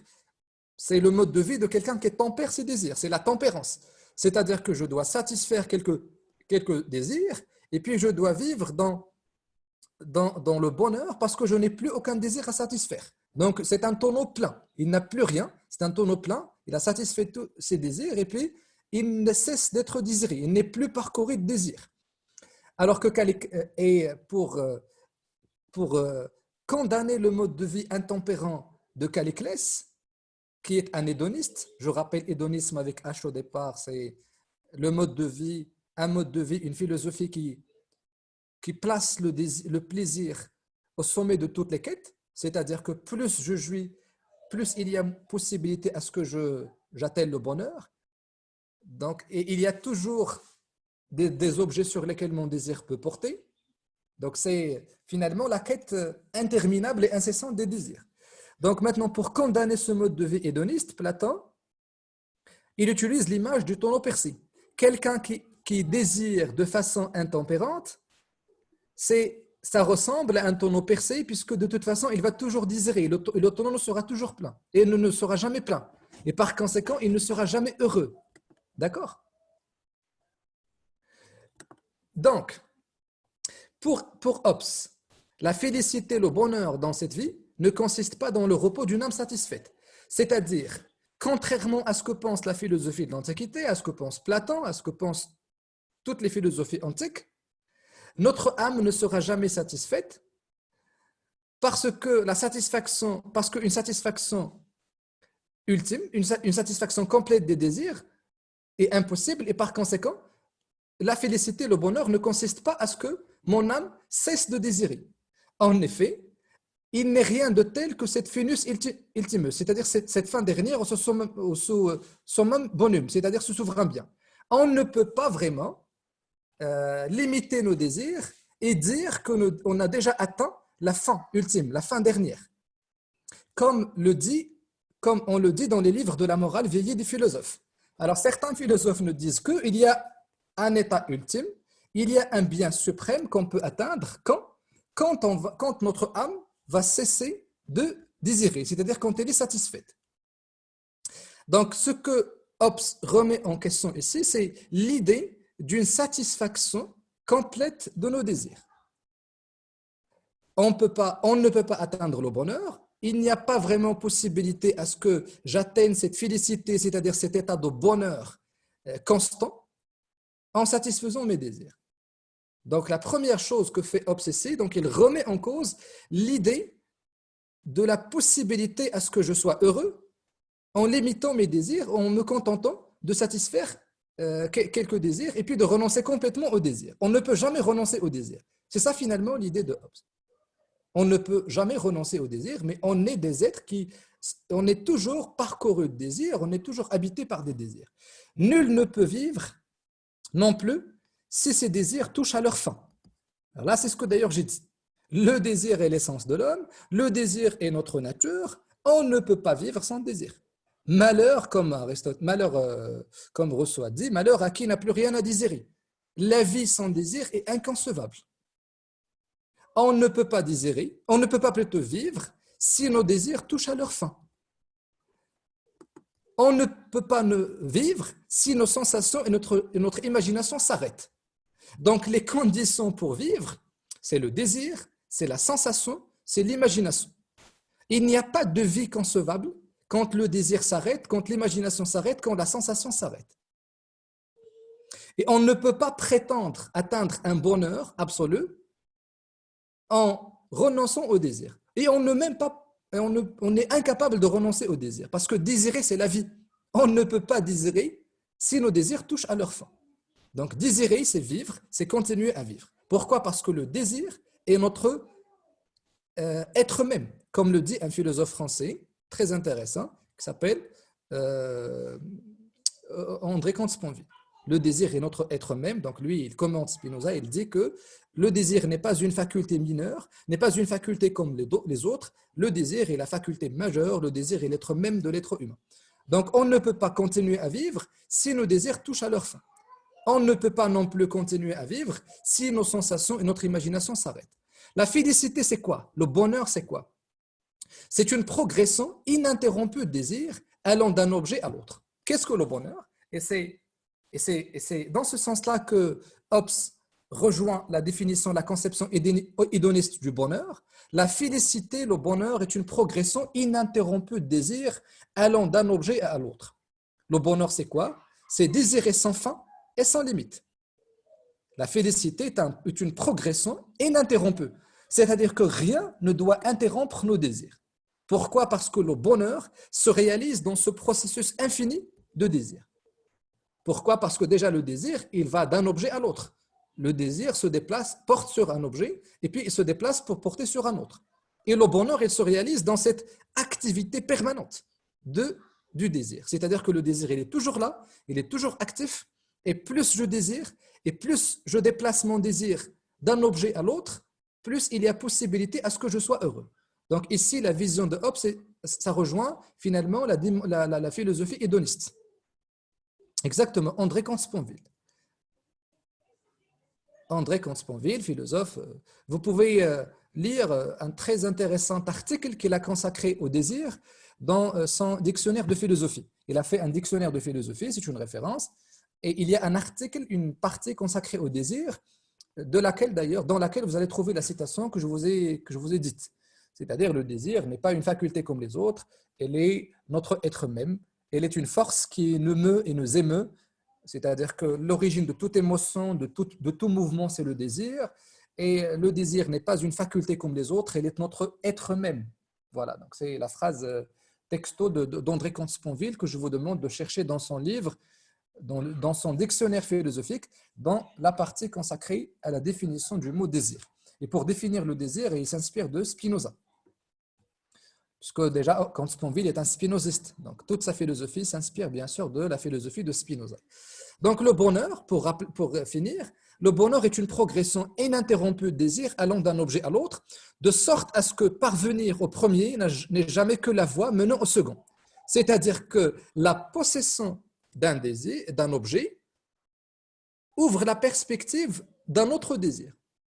Et le désir est un processus infini. Et le bonheur se réalise à travers cette infinité de désirs. La cause en est que l'objet de désir humain n'est jamais de jouir une seule fois et pendant un instant, mais de ménager pour toujours la voie du désir futur. L'être humain ne peut pas se satisfaire d'un objet, c'est-à-dire ne peut pas se satisfaire d'une seule jouissance, parce qu'un objet signifie une jouissance, mais l'être humain, pour qu'il vive, pour qu'il éprouve vraiment le bonheur, il doit passer d'un objet à l'autre, d'une jouissance à l'autre, c'est-à-dire il doit toujours jouir. Et il doit avoir toujours la condition pour jouir au futur. La cause en est que l'objet de désir humain n'est pas de jouir une seule fois et pendant un instant, mais de ménager pour toujours la voie de son désir futur. C'est-à-dire que l'homme qui jouit au présent, son désir, il est toujours tourné vers l'avenir. Le désir, il est toujours tourné vers l'avenir, c'est-à-dire il est toujours prospectif. C'est une prospection, c'est-à-dire c'est une projection. Le sujet désirant désire au présent, mais son désir, il est toujours porté sur l'avenir. C'est-à-dire qu'il a toujours le souci de la jouissance et il veut toujours avoir la certitude et les conditions pour pouvoir jouir toujours, c'est-à-dire jouir au présent et jouir aussi au futur, parce qu'il a la certitude qu'il n'y a pas de félicité, il n'y a pas de bonheur sans jouissance. Et donc, les actions volontaires et les penchants humains ne visent pas seulement à procurer une vie heureuse, mais encore à la garantir. C'est-à-dire que chaque sujet désirant, il n'a pas seulement, dans toutes ses actions, dans tous les penchants qu'elle a, il ne vise pas seulement à vivre heureux au présent, mais elle a toujours l'ambition et la volonté de garantir la jouissance au futur.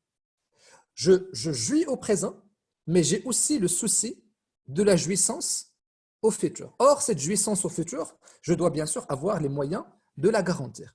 Donc, l'homme, le désir, il est toujours, comme je vous ai dit, tourné vers l'avenir. Je jouis au présent, mais mon désir, il est toujours tourné vers l'avenir. Qu'est-ce que cela signifie? Cela signifie que je jouis au présent, mais je cherche toujours la condition qui va me permettre de continuer toujours à jouir. Parce que ma vie, mon bonheur, se réalise quand je jouis au présent avec la certitude de pouvoir jouir toujours au futur. Voilà. C'est pourquoi, donc, puisque l'être humain lie son bonheur à la jouissance, donc au désir, et puisque l'être humain ou le désir humain est toujours tourné vers l'avenir, parce qu'en satisfaisant ses désirs au présent et en jouissant au présent, l'homme cherche toujours la condition et la certitude d'une jouissance future, donc l'être humain a besoin d'une condition. Quelle est la condition qui va garantir à l'être humain de jouir au présent et d'avoir aussi la garantie d'une jouissance future? Voici la condition que Hobbes va proposer tout de suite. C'est pourquoi je place au premier rang, à titre de penchant universel de tout le genre humain, un désir inquiet d'acquérir puissance après puissance, désir qui ne cesse qu'à la mort. Ce que l'être humain désire, il désire au sein de la société la puissance, le pouvoir. Pourquoi la puissance? Pourquoi le pouvoir? Parce que le désir de la puissance, plutôt parce que c'est la puissance, c'est le pouvoir qui permet à l'être humain d'avoir la condition et la certitude d'une jouissance future certaine. Donc le désir fondamental qui, par lequel l'homme est mu, c'est le désir de la puissance. C'est un désir qui garantit à l'être humain la certitude de jouir toujours en avenir. Donc au premier rang, c'est-à-dire le désir qui est placé au sommet de tous les désirs et qui est universel, c'est-à-dire il est propre à tous les hommes, et qui est un désir inquiet. Pourquoi? Parce que je n'ai pas la certitude que je vais pouvoir toujours désirer en avenir. Quel est donc ce désir qui est prioritaire, qui est universel? C'est le désir de la puissance. Pourquoi? Parce que la puissance me garantit la certitude de jouir en avenir. Nous sommes donc pour faire le lien avec la société, selon Hobbes, nous sommes mus par ce désir de puissance parce que c'est la puissance, c'est le pouvoir qui va me permettre de continuer à désirer, c'est le pouvoir qui va me permettre de continuer à jouir, et c'est tout simplement la puissance qui va me continuer à vivre, parce que désirer, c'est vivre. Et parce qu'une vie sans désir n'est pas digne d'être vécue. Donc le désir de la puissance et le pouvoir sont les objets principaux de tout désir. Et parce que toute satisfaction dépend de cette puissance et de ce pouvoir. Si je n'ai pas le pouvoir et la puissance, il y a moins de probabilité à ce que je jouisse en avenir. Or, j'ai toujours moi ce souci de l'avenir parce que je veux toujours continuer à jouir en avenir. Et la cause de cela n'est pas toujours. Maintenant, pourquoi on est habité par ce désir de puissance? La réponse est la suivante. La cause de cela n'est pas toujours que l'on espère une jouissance plus grande. Je ne désire pas le pouvoir parce que je cherche une puissance très grande. Ce n'est pas parce que je cherche plus de jouissance que je désire la puissance, que je désire le pouvoir. La cause de cela n'est pas toujours que l'on espère une jouissance plus grande que celle qu'on vient déjà d'atteindre, ou qu'on peut se contenter d'une faible puissance, mais qu'on peut garantir la puissance et les moyens de vivre bien dont on dispose dans le présent sans en acquérir plus. Donc, pourquoi est-ce que je désire la puissance? Ce n'est pas pour intensifier la jouissance, ce n'est pas parce que je vise à éprouver une jouissance intensifiée, mais je désire la puissance parce que c'est la puissance qui me garantit les moyens qui vont me permettre de vivre, de jouir, voilà, en avenir. Donc, le désir de la puissance ou la puissance comme objet de désir est la condition qui garantit à l'être humain une jouissance future. Et le désir de la puissance ne traduit pas une quête d'intensification de désir. Je ne cherche pas plus de puissance pour intensifier mon désir. Je désire tout simplement la puissance parce que c'est la puissance qui va me garantir de désirer et de jouir. Et au sein de la société, nous sommes mus par ce désir. Pourquoi? Parce que dans une société, il y a toujours quelques obstacles parfois et quelques entraves qui risquent de limiter notre désir et par conséquent qui limitent les possibilités à ce que je sois heureux. Donc au sein de la société, nous sommes tous, parce que le texte dit que c'est universel, nous sommes tous mus par le désir de la puissance puisque c'est la puissance qui nous garantit les moyens de vivre bien et de jouir en avenir. Alors, c'est ce qui fait que les rois, maintenant ce sont des exemples, c'est ce qui fait que les rois, dont la puissance est la plus grande, orientent leurs efforts en vue de la garantir. Les rois qui ont déjà le pouvoir, qui sont déjà très puissants, ils mènent toujours des actions afin de maintenir et d'augmenter leur pouvoir. C'est ce qui fait que les rois, dont la puissance est la plus grande, orientent leurs efforts en vue de la garantir. Alors, qu'est-ce qui permet de garantir le pouvoir, la puissance des rois? À l'intérieur, c'est la loi. La loi, dans la société, permet à ceux qui détiennent le pouvoir, il leur permet tout simplement d'avoir toujours le pouvoir. Et à l'extérieur, quel est le moyen qui permet aux rois de garder cette puissance qu'ils ont? C'est les guerres. On fait toujours des guerres pour, bien sûr, éviter à ce que le pouvoir que nous avons ne soit, bien sûr, à ce qu'on n'en soit privé.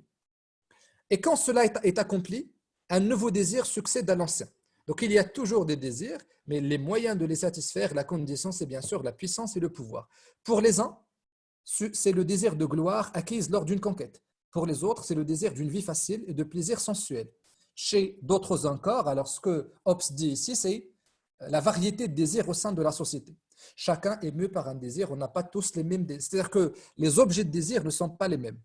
Mais il y a quelque chose d'universel qui est propre au genre humain, qui est propre à tous les hommes, à savoir le désir de pouvoir et de la puissance. Donc, au sein de la société, nos désirs sont variés, nos désirs sont multiples, nos désirs sont pluriels, mais il y a quelque chose d'universel qui est la loi même du désir, à savoir la quête de la puissance, le désir de la puissance, puisque c'est la puissance qui nous donne la certitude d'une jouissance permanente, c'est-à-dire d'une jouissance qui n'est pas limitée dans le temps, qui n'est pas propre à une seule temporalité. C'est un désir transtemporel qui traverse tous les temps, ce désir de puissance. Voilà.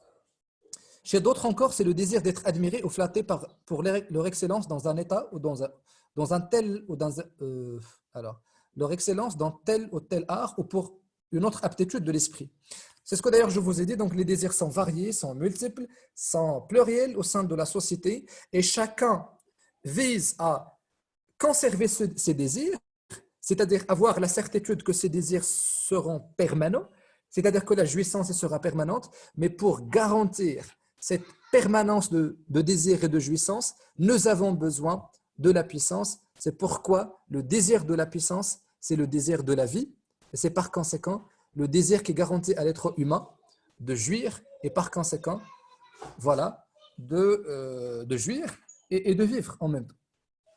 Alors, il y a des idées que, si vous voulez, je pourrais tout de suite vous les montrer.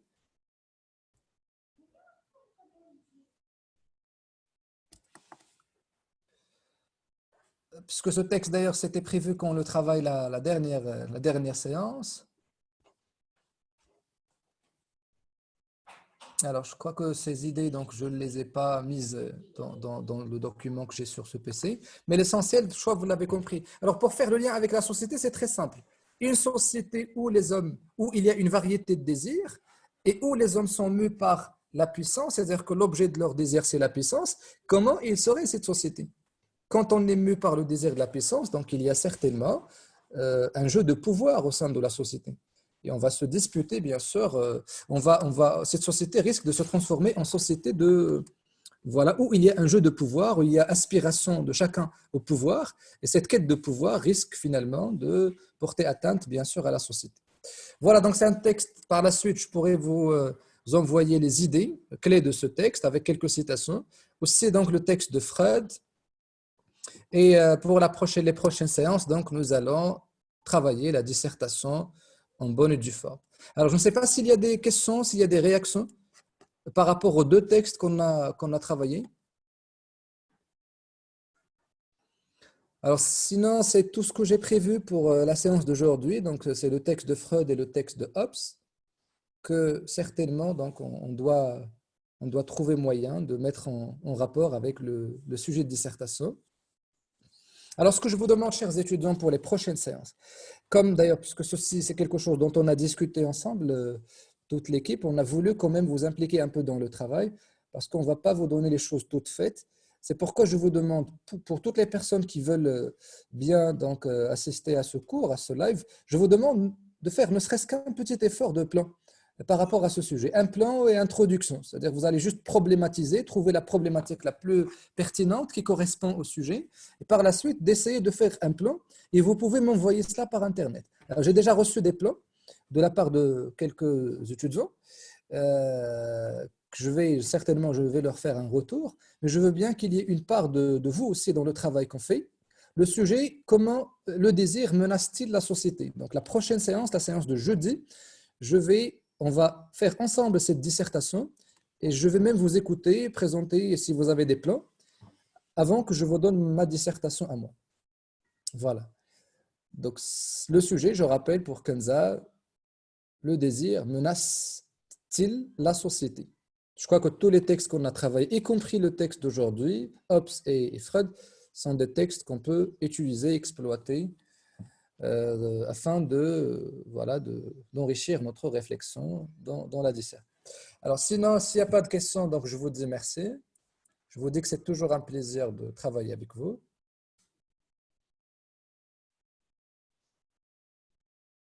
Voilà, donc merci à vous.